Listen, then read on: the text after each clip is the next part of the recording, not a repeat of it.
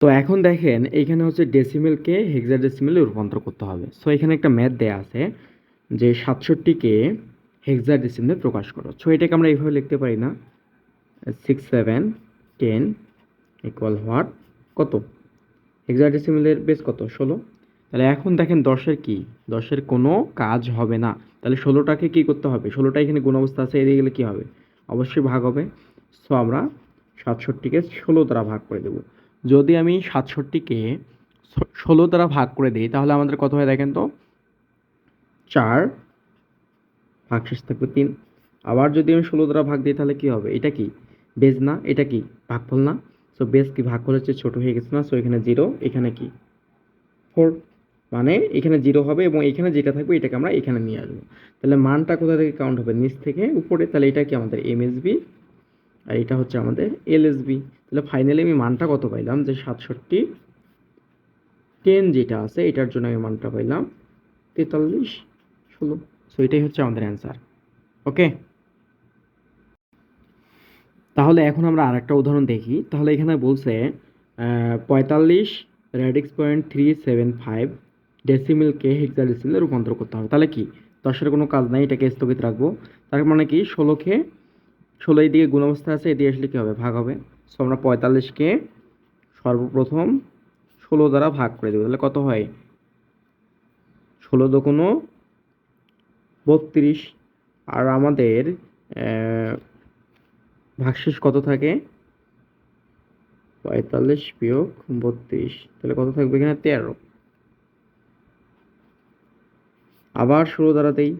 তাহলে এখন দেখেন যে এটা কিন্তু আমাদের বেজের চেয়ে কি ভাগফলটা ছোট হয়ে গেছে না। সো এখানে 0, এখানে কি 2। তাহলে এখন একটা বিষয় দেখেন, এখানে 13 আছে। সো এখানে আমাদের পাশের টেবিলে দেখতে পাচ্ছি হেক্সাডেসিমেলে এর মান কত, বা ডেসিমেলে 10 এর মান হচ্ছে হেক্সাডেসিমেলে এ, 11-র মান বি, 12-র মান সি, 13-র মান ডি, 14-র মান ই, 15-র মান এ। তাহলে এখানে কত আছে, 13 আছে না। সো 13-র জন্য আমি কি লিখতে পারি, এখানে এইখানে এইটা 13-র জন্য আমি কি লিখতে পারি, এখানে ডি। সো এখানে আমি লিখবো কি ডি। তাহলে ফাইনালি আমি মানটা কেমন পাবো, ফাইনালি আমি 45-এর জন্য মানটা পাইলাম, 45 10-এর জন্য মানটা পাইলাম, নিচ থেকে উপরে যাবে না। সো এটা কি 2t, 16। ক্লিয়ার। এখন দেখেন যে ভগ্নাংশের জন্য আসলে কি হয়, এটা কিন্তু পূর্ণ সংখ্যার জন্য। তাহলে ভগ্নাংশের জন্য কি হবে, 0.375। তো কত দ্বারা গুণ দেবো, একটাকে আমি ভাগ করছি, আরেকটা কি হবে, গুণ হবে না। 16 দ্বারা গুণ দাও। 16 দ্বারা যদি তুমি গুণ দাও তাহলে তুমি কত পাবা, পাবা এখানে পাবা 6.000। তাহলে এখন একটা বিষয় দেখেন, সো এইখানে আমাদের যে ভগ্নাংশ পার্টটা ছিল এটাকে 0 হয়ে গেছে না। যদি 0 হয়ে যায় তাহলে আমাদের কি হবে, আর আমরা কোনো গুণ করবো, তাহলে মানটা কোথা থেকে কাউন্ট হবে, উপর থেকে নিচে। এটা হচ্ছে কি আমাদের এমএসবি আর এটা হচ্ছে এলএসবি। এটা এখানে হচ্ছে এমএসবি, এটা হচ্ছে আমাদের এলএসবি, তাই না। সো তাহলে আমি এটা কি মান পাইলাম দেখেন তো।